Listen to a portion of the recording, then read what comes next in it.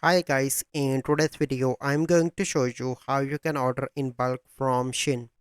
So first step you need to do is to open the Shein application. So once you open the Shein application, you simply need to add the items into your cart.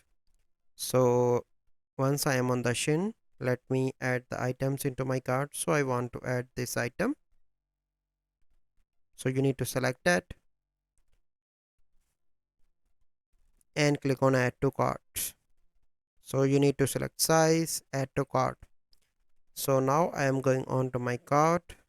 Okay, and I want to order in bulk, so you simply need to click here and you need to increase the quantity. So let's suppose I want 50 items of that product. Okay, click on confirm. So because the limit is not much, so currently let me add limit from here. Okay, so let's suppose I want to buy 10 items.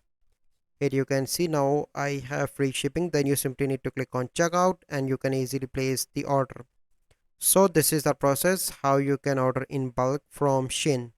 So I hope you find this video helpful. If you find this video helpful, must like this video, subscribe to our YouTube channel for future videos. We'll see you in the next video. Thank you. Have a good day.